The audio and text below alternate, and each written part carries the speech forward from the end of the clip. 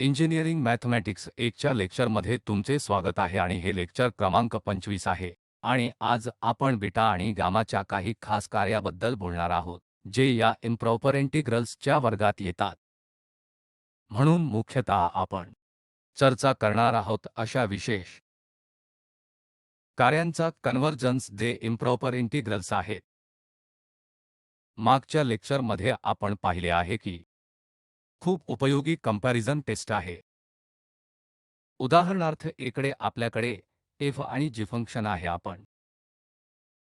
या इनइक्वालिटीचे समाधान करतो की f x ऋणात्मक नाही तर h ची सर्व मूल्ये इकडे कोणत्याही पॉइंटला x दरम्यान येते b किंवा येते इन्फिनिटी टाइप 1 चे इम्प्रॉपर इंटिग्रलच्या बाबतीत तर आपल्याकडे ही एक इनइक्वालिटी आहे की f x non negative value घेते आणि हे g x सुद्धा f x पेक्षा सुद्धा मोठे व्हॅल्यू घेत आहे सर्व दिलेल्या रेंजसाठी। आणि त्या प्रकरणात आपण f आणि g च्या रेशो कम्प्यूट करतो आणि ह्या रेशोच्या लिमिटच्या आधारावर आपण हा निष्कर्ष काढू जर f एकत्र येतो दिलेल्या g च्या इंटिग्रलचे कन्व्हर्जन्स साठी का दुसऱ्या मार्गाने तर इकडे आपण दोन्ही प्रकरणांचा विचार करतो टाइप 1 चे इंटिग्रल आणि टाइप 2 चे इंटिग्रल म्हणजे टाइप 1 चे इंटिग्रल साठी आपल्याकडे समस्या आहे इन्फिनिटी मुळे जिकडे इंटिग्रंड बाउंडेड आहे टाइप 2 चे इंटिग्रल मध्ये आपल्याकडे अनबाउंडेड फंक्शन आहे कुठेतरी या a आणि b मध्ये तर आपण इकडे दोन्हीचा विचार करतो टाइप 1 चे इम्प्रॉपर इंटिग्रलच्या प्रकरणात आपण ही लिमिट घेऊ जसे x इन्फिनिटीकडे जाते टाइप चे इंटिग्रलच्या बाबतीत 2 आपण ही लिमिट कन्सिडर करू जसे x a अधिक कडे जाते तर इकडे लिमिट वर आधारित जर हा k नॉन झिरो होतो क्रमांक त्या प्रकरणात दोन्ही इंटिग्रल ते b किंवा ते इन्फिनिटी हे x dx आणि दुसरा ते b किंवा ते इन्फिनिटी आता जी x dx ते दोघे समान वागतील हे कन्क्लूजन होते आणि अजून एक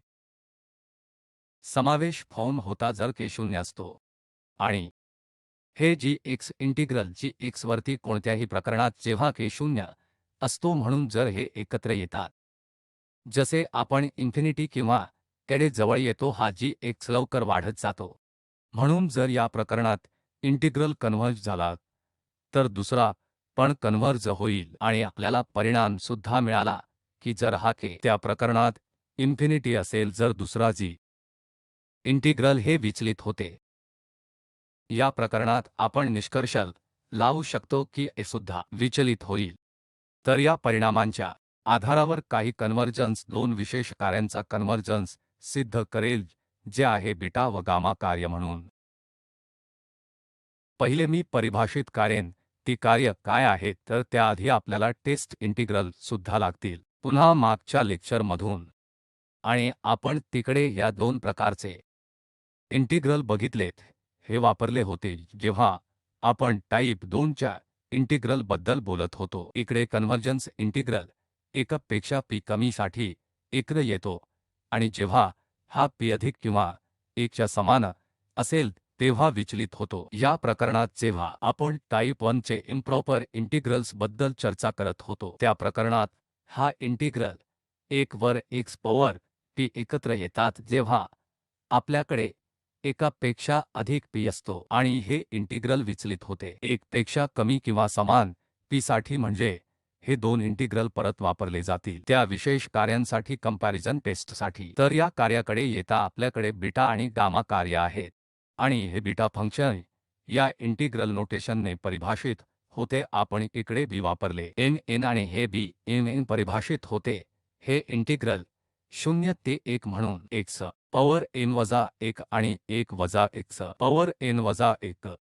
dx जिकडे हे n सकारात्मक आहेत तर आपण बघू की हे इंटिग्रल एकत्र येते त्यापैकी एक व्हॅल्यू जेव्हा n दोन्ही काटेकोरपणे पॉझिटिव्ह असतात आणि अजून एक फंक्शन आहे गामा फंक्शन नावाने तर गामा n या इम्प्रॉपर इंटिग्रलने परिभाषित होते म्हणून 0 ते इन्फिनिटी आणि पॉवर 0 वजा x आणि x पॉवर n वजा 1 dx आणि आपण हेही पाहिले की इंटिग्रल एकत्र येतो जेव्हा n काटेकोरपणे पॉझिटिव्ह असतो। यावर पुन्हा येता हा इकडे b वर फर्स्ट इंटिग्रल mn, तर हा इंटिग्रल हा टाइप 2 चे इम्प्रॉपर इंटिग्रल चा इंटिग्रल आहे कारण हे इंटिग्रंड अनबाउंडेड शकते जेव्हा x शून्याकडे जाते किंवा x 1 कडे जाते। या प्रकरणात x पॉवर n वजा 1 म्हणजे इकडे पॉवर निगेटिव्ह असेल तर हे अनबाउंडेड होईल जेव्हा x शून्याकडे जाईल किंवा जेव्हा x 1 कडे जातो। या प्रकरणात हा n वजा 1 निगेटिव्ह आहे म्हणजे हे टाइप 2 चे इम्प्रॉपर इंटिग्रल होईल।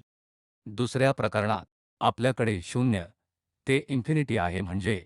ही इन्फिनिटी लिमिट मध्ये येते म्हणजे हे टाइप 1 चे इम्प्रॉपर इंटिग्रल आहे आणि हे n टाइप 2 चे इम्प्रॉपर इंटिग्रल होऊ शकते कारण हे x पॉवर n वजा 1 आहे आणि जर हा n असेल निगेटिव्ह आहे त्या प्रकरणात जेव्हा x 0 कडे जाते इंटिग्रंड अनबाउंडेड होईल म्हणजे हे एक मिश्रित प्रकारचे इंटिग्रल किंवा 3 प्रकारचे इंटिग्रल आहे। मागच्या लेक्चर मध्ये आपण वापरलेल्या नोटेशन नुसार आज आपण चर्चा करणार आहोत या इंटिग्रलच्या कन्व्हर्जन्स बद्दल आपल्याला मागच्या व्याख्यानांमधून प्राप्त झालेल्या ज्ञानावर आधारित। तर इकडे बीटा फंक्शनचे कन्व्हर्जन्स आणि आपण पहिले प्रकरण कन्सिडर करू जेव्हा m आणि n दोन्ही 1 पेक्षा अधिक किंवा समान असतात म्हणजे या प्रकरणात काय होतं आहे की m आणि n तर हे x साठी इकडे पॉवर पॉझिटिव्ह आहे आणि इकडे 1 वजा x पॉवर साठी सुद्धा कारण n सुद्धा 1 पेक्षा अधिक समान आहे की पॉवर सुद्धा पॉझिटिव्ह आहे म्हणून दोन्ही प्रकरणांमध्ये हे जेव्हा m आणि n काटेकोरपणे 1 पेक्षा अधिक असतो आपण पाहतो की इंटिग्रंड अनबाउंडेड फंक्शन नाही आहे म्हणून हा इंटिग्रल खरोखर प्रॉपर इंटिग्रल आहे आणि आपल्याला इम्प्रॉपर इंटिग्रलच्या कन्व्हर्जन्स बद्दल चर्चा करायला नको तर साठी हे एक विशेष प्रकरण आहे आणि हे इंटिग्रल योग्य आहे आणि म्हणून हे कन्व्हर्जंट आहे। इकडे मनोरंजक प्रकरण आहे की जेव्हा m आणि n दोन्ही 1 पेक्षा कमी असतात तर या प्रकरणात जेव्हा दोन्ही m आणि n 1 पेक्षा कमी असतात तर इकडे हे n वजा 1 आहे आणि इकडे n वजा 1 आहे तर हे पॉवर निगेटिव्ह होतील आणि त्या प्रकरणात आपल्याकडे टाइप 2 चे इम्प्रॉपर इंटिग्रल कारण इंटिग्रंड अनबाउंडेड होत आहे तर आपण कन्सिडर करू की हे 2 मध्ये खंडित होईल कारण जेव्हा x 0 कडे जातो आपल्याकडे दोन्ही टोकांना समस्या आहेत आणि जेव्हा x 1 कडे जात आहे टर्ममुळे तर आपण हा इंटिग्रल 2 भागात खंडित करू 1 0 ते काही संख्या c 0 आणि 1 च्या मध्ये आहे आणि हा इंटिग्रल आणि आपण हा c 1 कडे नेऊ आणि परत c ते a तोच इंटिग्रल तर आपण याला I1 आणि I2 म्हणू कारण तुम्ही आता स्वतंत्रपणे यावर चर्चा कराल या दोन इंटिग्रल चा कन्व्हर्जन्स आणि या पहिल्या प्रकरणात x पॉवर m वजा 1 टर्ममुळे हा इंटिग्रल इम्प्रॉपर होत आहे आणि दुसऱ्या प्रकरणात या 1 वजा x मुळे जसा x 1 कडे जातो हा इंटिग्रल इम्प्रॉपर होत आहे तर एक एक करून चर्चा करूया। पहिल्या प्रकरणात आपण या I1 ला 0 ते 1 x पॉवर m वजा 1 1 वजा x पॉवर n वजा 1 dx म्हणून घेऊया आणि आपण हा x घेऊ या इम्प्रॉपर इंटिग्रलचा इंटिग्रंड x पॉवर m वजा 1 1 वजा x पॉवर n वजा 1 म्हणून घेऊ आणि आता तुलना करण्यासाठी आपल्याला दुसरे फंक्शन घेतले पाहिजे तर आपण इकडे g x कन्सिडर करू कारण समस्या स्पष्ट आहे आपल्याकडे यामध्ये इंटिग्रंड म्हणून x 1 कडे जात आहे तर इथेच समस्या आहे की जेव्हा x 0 कडे जात आहे हे x जसा 0 कडे जाताना अनबाउंडेडनेस तयार करत नाही आहे तर हे इकडे एक फंक्शन आहे फंक्शनचा भाग जो प्रत्यक्षात इंटिग्रंडला अनबाउंडेड बनवत आहे तर या फंक्शन चा व्यवहार जसा x 0 कडे जातोय x पॉवर m वजा 1 मधून घेतला जाईल आणि म्हणून आपण इकडे g x त्याच फंक्शनवर 1 वर x पॉवर 1 वजा a म्हणून निवडला आहे। इकडे x पॉवर e वजा हे काही नाही तर x चा पॉवर वजा 1 आहे। तर आपण हा g घेतलेला आणि आता आपण रेशो घेऊ जो त्याला अनबाउंडेड करत आहे तो कॅन्सल होईल आणि आपल्याला काही मर्यादित लिमिट मिळेल त्या प्रकरणात। तर जर आपण लिमिट x समान आहे अशी घेतली तर आपण आता लिमिट घेत आहोत जसा x शून्याकडे जात आहे आणि हा f(x) g x वर तर ही लिमिट इकडे घेता हे x पॉवर 1 वजा m च्या समान आहे आणि x पॉवर m वजा 1 हे इकडे x फंक्शन आहे हे आपले g x वर 1 आहे तर हे x पॉवर 1 वजा m चा तिकडे गुणाकार होईल आणि जेव्हा लिमिट घेताना तर हे 1 डे कॅन्सल होईल आणि जेव्हा लिमिट घेताना x शून्याकडे जाताना आपल्याला हे 1 म्हणून मिळेल। तर ही इकडे लिमिट जी x मध्ये x च्या रेशोला 1 मिळत आहे आणि मग कंपॅरिझन टेस्ट वरून जे आपण पूर्वीच्या स्लाइडमध्ये बघितले आहे आपल्याला माहित आहे की या इंटिग्रलचा व्यवहार हा इम्प्रॉपर इंटिग्रल समान असेल gx फंक्शनच्या इंटिग्रल व्यवहाराशी। तर आपल्या gx फंक्शन चा इंटिग्रल काय आहे हे 0 ते c आणि 1 x पॉवर 1 वजा m आणि dx च्या वर आपण चर्चा केलेला हा टेस्ट इंटिग्रल आहे आणि हा इंटिग्रल एकत्र येतो जेव्हा हा 1 वजा m 1 पेक्षा कमी असतो म्हणजे याचा अर्थ m 0 पेक्षा अधिक आहे। तर हा इंटिग्रल एकत्र येतो जेव्हा m 0 पेक्षा अधिक असतो आणि आपण इकडे निष्कर्ष लावू की परत हा टेस्ट इंटिग्रल एकत्र येतो जेव्हा हा 1 वजा m ही पॉवर इकडे 1 पेक्षा कमी असते म्हणजे हा m 0 पेक्षा अधिक आहे आणि आपल्याला विचलनाबद्दल सुद्धा माहित आहे। तर हा इंटिग्रल विचलित होतो जेव्हा जेव्हा 1 वजा m 1 पेक्षा अधिक समान असतो म्हणजे हा m 1 पेक्षा कमी किंवा समान आहे। आपल्याला माहित आहे कन्वर्जन्स आणि विचलन व्यवहार इकडे या टेस्ट इंटिग्रलचा तर हा टेस्ट इंटिग्रल होता आणि या टेस्ट इंटिग्रलचा व्यवहार दिलेला इंटिग्रल समान आहे कारण कंपॅरिझन टेस्टनुसार हा रेशो कॉन्स्टंट म्हणून राहील। आपला इंटिग्रल I1 सुद्धा कन्व्हर्ज होईल जेव्हा m 0 पेक्षा अधिक असतो आणि तो डायव्हर्ज होईल जेव्हा m 0 पेक्षा कमी किंवा समान असतो। तर दोन्ही कन्क्लूजन तर इकडे इंटिग्रल I1 बद्दल तर जेव्हा इकडे m 0 पेक्षा अधिक असतो आणि आपण एक प्रकरणाचा विचार करत आहोत जेव्हा m 1 पेक्षा कमी असतो तर जर m 0 आणि 1 च्या मध्ये येतो इंटिग्रल एकत्र येतो आणि जेव्हा m 0 पेक्षा कमी समान असतो इंटिग्रल विचलित होतो। आता दुसऱ्या इंटिग्रलकडे येता कारण आपल्याला मूळ इंटिग्रल 2 भागात खंडित करावा लागेल तर हा दुसरा इंटिग्रल c ते 1 होता आणि x पॉवर n वजा 1 1 वजा x पॉवर n वजा 1 dx आणि परत या प्रकरणात आपण हा इंटिग्रंड हे x फंक्शन म्हणून घेऊ आणि आता या प्रकरणात लक्षात ठेवा तर हा व्यवहार या 1 वजा x ने संचालित होतो जसा x 1 कडे जातो कारण n वजा 1 निगेटिव्ह आहे आणि या फंक्शनचा हा भाग या इंटिग्रल डायव्हर्जंटला अनबाउंडेड बनवत आहे तर हे 1 वजा x पॉवर n वजा 1 आहे जेव्हा x 1 कडे जात असतो तर ही टर्म या फंक्शनमध्ये त्यानुसार आपण आता परत आपले gx निवडू तर इकडे आपला gx समान असेल 1 वजा x पॉवर n वजा 1 किंवा 1 वर 1 वजा x पॉवर n वजा 1 तर हा g घेऊन आपण ही लिमिट आधी सारखी पुन्हा कम्प्यूट करू तर आपण ही लिमिट इतक कम्प्यूट करू x 1 कडे जाताना आणि मग हा g x वर x तर इकडे ही लिमिट जी x वर x तंतोतंत ही आहे तर 1 वजा x पॉवर आणि 1 न्यूमरेटर कडे जाईल आणि इकडे हा x आहे तर पुन्हा ही टर्म कॅन्सल होईल आणि इकडे आपल्याकडे x पॉवर m वजा 1 आहे तर जसा x 1 कडे जातो पुन्हा आपल्याला समान परिणाम मिळेल जो आधी होता तर ही लिमिट पुन्हा 1 आहे आणि या इंटिग्रल चा सुद्धा व्यवहार आपण या इम्प्रॉपर इंटिग्रलच्या व्यवहारावरून निष्कर्ष लावू शकतो। हा टेस्ट इंटिग्रल तर हा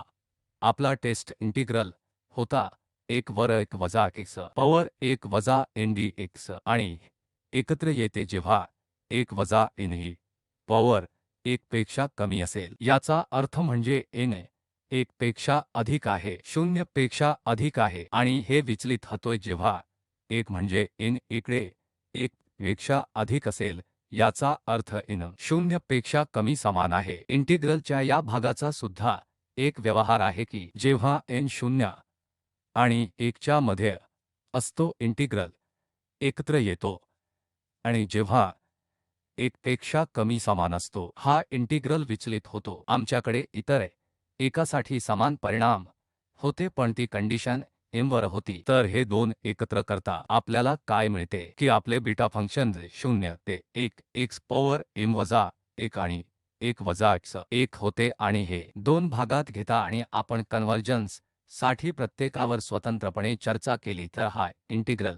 एकत्र येईल जेव्हा m आणि n ते 0 पेक्षा पॉझिटिव्ह अधिक असतील। ते कोणतीही व्हॅल्यू घेऊ शकतात कारण आपण आधीच कन्वर्जन्सवर चर्चा केलेली आहे आणि विचलन जर m आणि n दोन्ही 0 पेक्षा कमी समान आहेत त्या प्रकरणात हा इंटिग्रल विचलित होतो। म्हणून जेव्हा केव्हा आपण हे बीटा फंक्शन घेऊ पण हा m आणि n गृहीत धरू आणि 0 पेक्षा अधिक कारण इंटिग्रल विचलित होतो जेव्हा हे दोन m n 0 पेक्षा कमी समान असतात। आता आपण गामा फंक्शनच्या कन्व्हर्जन्सवर चर्चा करूया। हे आहे 0 ते इन्फिनिटी। तर आता हे मिश्रित प्रकारचे इंटिग्रल आहे e पॉवर वजा x आणि x पॉवर n वजा 1 dx आणि इकडे आपण निष्कर्ष लावू की हे एक्झिस्ट करते जेव्हा n काटेकोरपणे 0 पेक्षा अधिक असतो। तर आपण हे प्रकरण कन्सिडर करूया की 1 पेक्षा अधिक समान आहे आणि या प्रकरणात इंटिग्रँड बाउंडेड आहे। तर आपण पुन्हा दोन भागात घेऊ हा इंटिग्रल एक 0 ते a आहे आणि मग दुसरा ते इन्फिनिटी आहे। तर मग जेव्हा आपण 0 ते येतो फर्स्ट इंटिग्रल तर म्हणजे इकडे 0 ते इन्फिनिटी e पॉवर वजा x आणि x पॉवर n वजा 1 dx आपण पुन्हा घेऊ जसे 0 ते a आणि e पॉवर वजा x x पॉवर n वजा 1 dx आणि इकडे अधिक येते इन्फिनिटी a वजा x आणि x n वजा 1 आणि dx। तर इकडे हा भाग जेव्हा n 0 पेक्षा अधिक समान आहे तर n 0 पेक्षा अधिक समान आहे म्हणजे हे इथे सिंग्युलॅरिटी नाही इकडे अनबाउंडेडनेस येत नाही आहे या भागामुळे आणि हे चांगले आहे। इकडे e पॉवर वजा x तर म्हणजे हे 0 ते a मध्ये जो काही a आपण निवडू त्यात इंटिग्रँड आता बाउंडेड आहे आणि इतर भाग तर मग आपण दुसऱ्या इंटिग्रल चा कन्व्हर्जन्स बघूया जो a इन्फिनिटी पॉवर वजा x आहे x पॉवर आणि m वजा 1 करणे इकडे आता आपल्याकडे इन्फिनिटी समस्या आहे। या प्रकरणात सुद्धा जेव्हा n 1 पेक्षा अधिक असतो तर आपण हे प्रकरण विचारात आणत आहोत n 1 पेक्षा अधिक आहे आणि या इन्फिनिटी मुळे आता आपल्याकडे टाइप 1 चे इम्प्रॉपर इंटिग्रल आहे आणि आपण कन्व्हर्जन्स बाबत बघू। तर इकडे हा आपला इंटिग्रँड x e पॉवर वजा x x पॉवर n वजा 1 आहे आणि यावर आधारित या फंक्शन चा व्यवहार जो आहे जसा x इन्फिनिटीकडे जातो इकडे या x मुळे आपण हे g x कन्सिडर करू किंवा हा g x 1 वर x स्क्वेअर किंवा काहीही 1 वर x पॉवर p p 0 पेक्षा अधिक आहे कन्सिडर करू आपण काहीही घेऊ शकतो एकतर 1 वर x 1 चा स्क्वेअर वर x पॉवर p जेव्हा p 1 पेक्षा अधिक असतो हे घेण्याचे काय कारण आहे म्हणजेच जर आपण इकडे हे x x वर g x लिमिट घेतले जा x इन्फिनिटीकडे जात आहे तर इकडे आपल्याला काय मिळेल आपल्याकडे x पॉवर आहे समजा आपण x स्क्वेअर घेतला आहे तर हा x स्क्वेअर इकडे x पॉवर n वजा 1 सह गुणाकार होईल आपल्याकडे x पॉवर n अधिक 1 आहे आणि आपल्याकडे पॉवर x आहे कारण आपण इकडे x पॉवर p घेतले तरी तर त्या प्रकरणात हे असेल n वजा 1 अधिक p काही फरक पडत नाही आणि n 1 पेक्षा अधिक समान आहे तर इकडे त्या प्रकरणात आपल्याकडे काही x पॉवर पॉझिटिव्ह पण आहे। आता हे लिमिट आपल्याकडे आधीच या एक्सपोनेन्शियल फंक्शनचा व्यवहार आहे, हे एक फास्ट ग्रोइंग फंक्शन आहे। मग x पॉवर तिकडे जी कोणती पॉझिटिव्ह पॉवर असेल तर इकडे ही लिमिट, कारण हे पॉवर x यापेक्षा लवकर ते इन्फिनिटी वाढेल तर ही लिमिट 0 असेल, ही लिमिट 0 असेल। आपल्याकडे जी कोणती पॉझिटिव्ह पॉवर आहे, तर उदाहरणार्थ जर आपण x पॉवर p घेतला तर ही limit x power x infinity आणि x पॉवर n वजा 1 बनेल आणि मग अधिक p येईल। तर हे पुन्हा म्हणजे n 1 पेक्षा अधिक आहे, तर n 1 पेक्षा अधिक आहे, तर इकडे आपल्याकडे आहे किंवा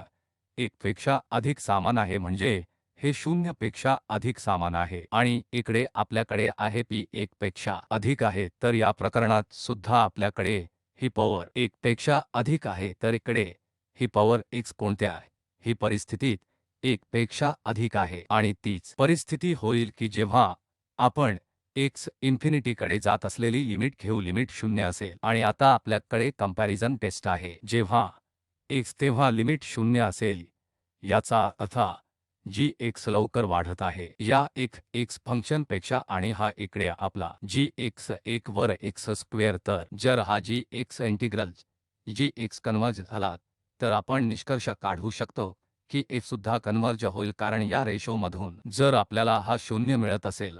आणि ते कंपॅरिझन टेस्टमधील एक प्रकरण असेल, जर हा जी इकडे, याचा अर्थ असा आहे की जी लवकर वाढत आहे किंवा इकडे लवकर अनबाउंडेड होत आहे, जेव्हा x इन्फिनिटीकडे पोहोचताना f फंक्शनपेक्षा लवकर वाढत आहे आणि या g चा इंटिग्रल कन्व्हर्ज होतो, तर नैसर्गिकरित्या या f चा इंटिग्रल सुद्धा कन्व्हर्ज होईल। तर इकडे गामा n 1 पेक्षा अधिक समान n साठी एकत्र येतो, कारण हा g इंटिग्रल वर g इंटिग्रल ते इन्फिनिटी या x पॉवर p किंवा x स्क्वेअरचा हे एकत्र येते जेव्हा p 1 पेक्षा अधिक असतो। तर आपण बघितले आहे हा g घेऊन की इकडे हा रेशो 0 आहे आणि मग जर हा g एकत्र येतो, मग f वरील इंटिग्रल सुद्धा कन्वर्ज होईल, याचा अर्थ इंटिग्रल किंवा गामा n कन्वर्ज होईल। तर इकडे गामा n 1 पेक्षा अधिक समान n साठी कन्वर्ज होतो, कारण हा गामा n आपल्याकडे 2 इंटिग्रल होते, एक 0 ते a होता जो कन्वर्ज होतो कोणत्याही आर्बिट्ररी साठी, आणि दुसरा आपण मुक्ती चाचणी केलेली की हा इंटिग्रल सुद्धा कन्वर्ज होईल जेव्हा आपल्याकडे हा n 1 पेक्षा अधिक समान असतो। दोन्ही बाबतीत आपल्याकडे n प्रकरणापेक्षा अधिक समान कन्व्हर्जन्स आहे। आता आपण दुसरे प्रकरण कन्सिडर करू जे 0 ते 1 आहे, जेव्हा n 0 आणि 1 च्या मध्ये असतो, तर या प्रकरणात आपल्याकडे हा इंटिग्रल आहे। तर पुन्हा आपण 0 ते a आणि a इन्फिनिटी घेतले आहे, तर आधीच्या अभ्यासाच्या आधारे हे पुन्हा त्याच कारणास्तव कन्वर्ज होते, जो आपण इकडे तोच वाद वापरला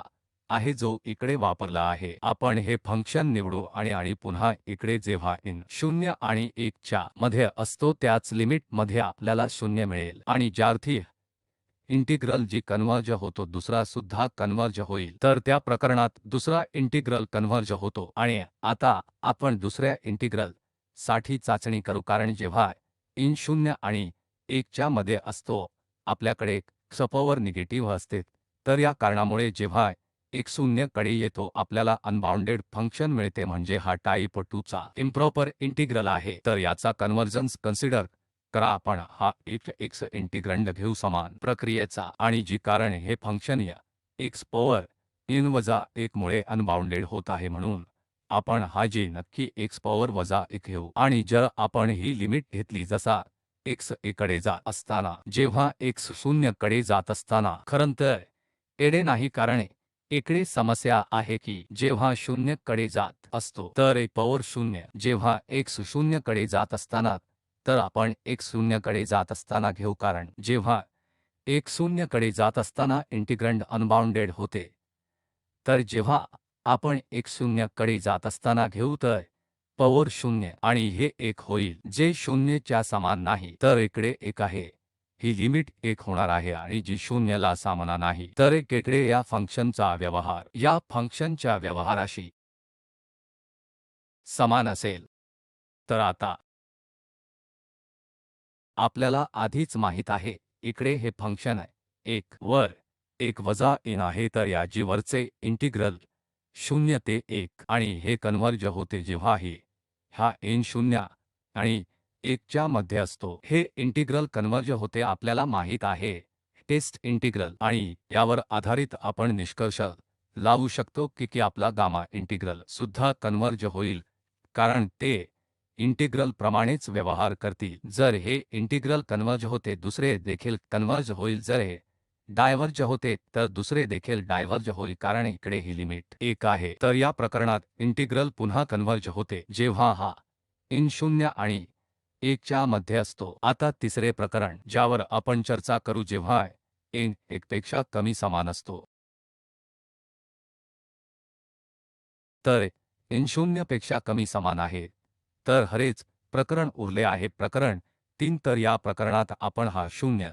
ते इन्फिनिटी पॉवर वजा x पॉवर n वजा 1 dx घेऊ शकतो, आणि आपल्याला हे 0 ते l आणि a ते इन्फिनिटी e च्या n आपण स्वतंत्रपणे कन्व्हर्जन्स वर चर्चा करूया। हे इंटिग्रल कन्व्हर्ज होते जे आपण आधीच बघितले आहे जेव्हा आपल्याकडे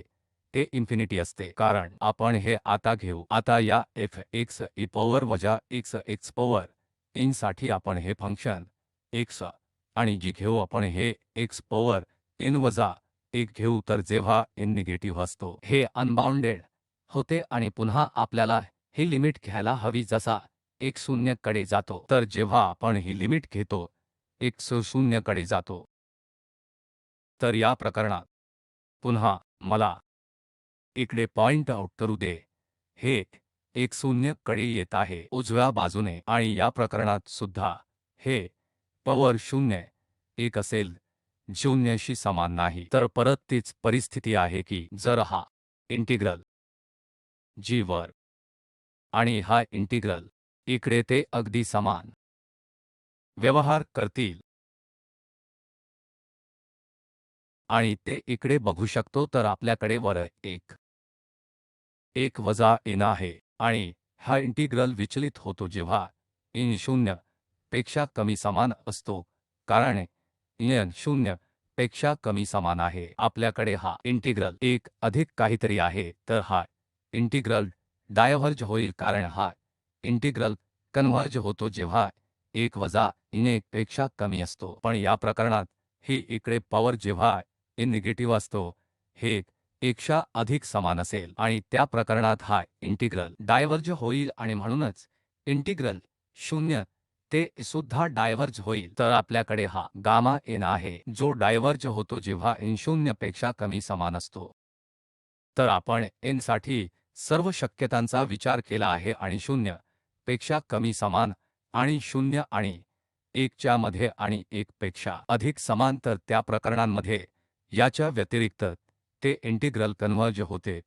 पण जेव्हा n 0 पेक्षा अधिक कमी असतो हा इंटिग्रल डायव्हर्ज होतो, या कारणामुळे ज्याचे आपण इकडे स्पष्टीकरण दिले आहे। आणि आता हे कन्क्लूजन आहे, तर दोन्ही इंटिग्रल हे गामा आणि बीटा त्यांच्या कन्व्हर्जन्स समस्या आहेत, आणि इकडे या पॉवरशी आधारित। तर या गामा एनच्या प्रकरणात जेव्हा केव्हा n पॉझिटिव्ह असतो हे कन्व्हर्ज होते, आणि दुसरा सुद्धा mn पॉझिटिव्ह साठी कन्व्हर्ज होतो। तर कन्क्लूजन कडे येता आपल्याकडे हे बीटा फंक्शन आहे जे कन्व्हर्ज होतेच जर n आणि दोन्ही काटेकोरपणे पॉझिटिव्ह असतात, आणि ते डायव्हर्ज होते जेव्हा m आणि n 0 पेक्षा कमी समान असतो, आणि हे गामा फंक्शन। तर आपल्याकडे हे 0 ते इन्फिनिटी प्रति वजा x पॉवर n वजा 1 आहे, आणि आपल्याकडे इकडे तीच परिस्थिती आहे की ते कन्व्हर्ज होते जेव्हा n 0 पेक्षा अधिक असतो, डायव्हर्ज होतो जेव्हा n 0 पेक्षा कमी समान असतो। तर पुढच्या लेक्चर मध्ये आपण काही या बीटा आणि गामा फंक्शनच्या चांगल्या प्रॉपर्टीज सुद्धा बघू, या अशा विशेष फंक्शनचे मूल्यमापन सुद्धा। तर हे संदर्भ आहेत लेक्चर तयार करण्यासाठी आम्ही वापरलेले, आणि खूप खूप आभार।